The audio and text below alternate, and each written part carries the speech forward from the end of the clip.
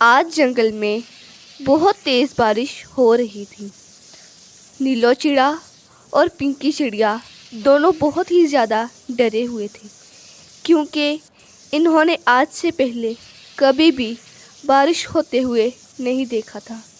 और उनकी माँ सोनू भी घोंसले में मौजूद नहीं थी। भैया अंदर आ जाओ, मम्मा ने कहा था कि जब तक मैं ना आ जाऊं तो बाहर नहीं निकलना। आप अंदर आ जाओ। लालू, मैं कहाँ बाहर जा रहा हूँ। मैं तो बस ये देख रहा था कि आसमान से इतना पानी कैसे आ रहा है।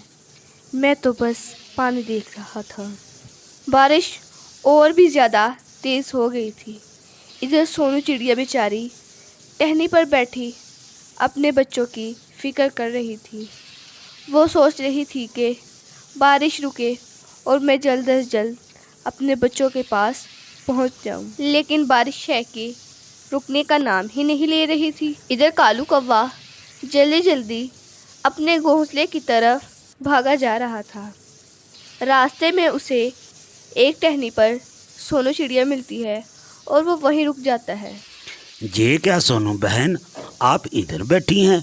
लगता है बच्चे आपके घर में अकेले हैं। हाँ कालू भैया, मेरे बच्चे घर में अकेले हैं। मुझे इनकी बहुत फिक्र हो रही है। देखो सोनू बहन, मैं तुम्हें डराना नहीं चाहता हूँ, तुम्हें बताना ज़रूरी है।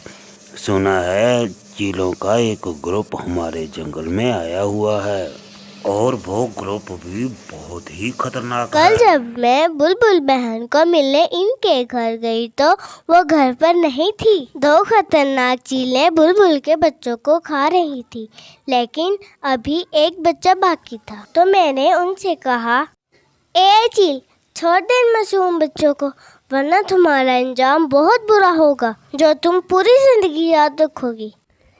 ए सोनू, यहाँ से चुप करके चले जा।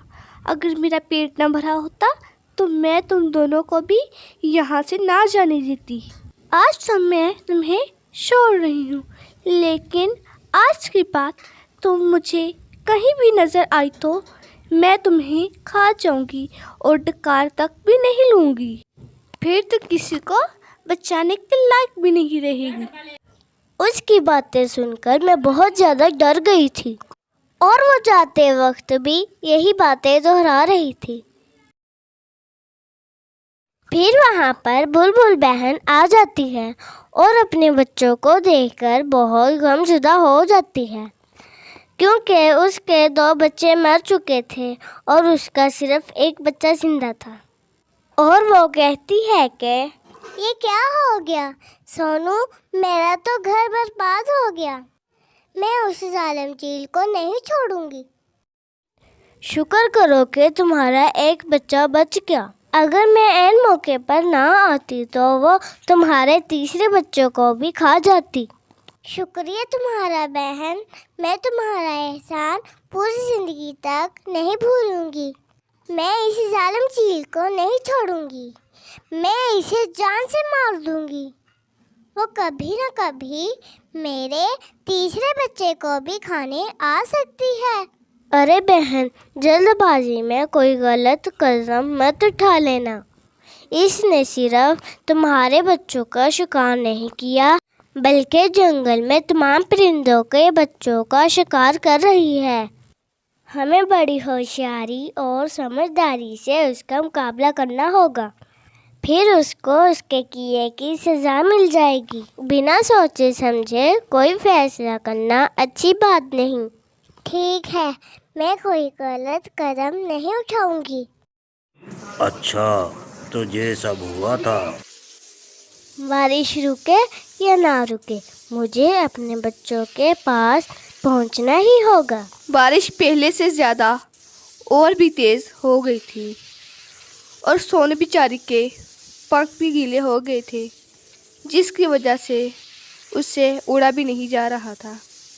ऐसा लग रहा था कि कोई बेबसी के आलम में अपनी मंजिल पर पहुंचना चाहता हो। देखो, शिकार खुद चलकर हमारी तरफ आ रहा है। मेरे पास तो मिर्च मसाला भी है, हम इसे भून कर खाएंगे। आज तो बारिश भी बहुत तेज़ हो रही है और कोई भी परिंदा अपने घोंसले से बाहर नहीं निकलेगा और कोई हमारा शिकार भी नहीं बनेगा। इसे ही आज शिकार बनाते हैं। ए चिड़िया, इतनी तेज़ बारिश में कहाँ जा रही है? सोनू चिड़िया उन्हें देखकर बहुत ज़्यादा डर तो जाती है, लेकिन वो हिम्मत और बहादुरी के साथ उनका मुकाबला करना चाहती थी। देखो, साथ वाले जंगल में मेरे 5 बच्चे कैद हैं। अगर तुम इन्हें छुड़वा लोगी तो मैं तुम्हें 3 बच्चे दे दूंगी। फिर तुम उन्हें आराम से खा लेना। वो मुझसे भी ज़्यादा मज़ेदार है। ये साथ वाले 3 जंगल हमारे हैं और हमारे होते हुए हमारे शिकार को कोई कैसे ले सकता? चलो, मुझे इस शिकारी के पास ले चलो। तो वो सोनू के साथ उस खतरनाक चील की खोज में निकल जाती हैं। सोनू उन्हें उसी चील के पास ले जाती है जिसका उसने कहा था और कहती है, ये देखो, इसने मेरे बच्चे कैद किए हैं। ए चील, तूने इसके बच्चे को कैद किया है ना? जल्दी से इसके बच्चों को रिहा कर दे, वरना मैं तुम्हारा बहुत बुरा हाल करूँगी। बेहतर होगा कि तू मेरी बात को पहले ही मान जा, वरना बाद में तुम्हें बहुत पछताना पड़ेगा। मेरे पास नहीं है इसके बच्चे, और ये धमकियाँ किसको दे रही हो तुम? अब वो तीनों इसी बात पर बहस करते हुए लड़ पड़ती हैं और लड़ते लड़ते तीनों मर जाते हैं। अब सोनू अपने बच्चों के पास जाने के लिए दुम दबाकर वहाँ से भाग जाती है।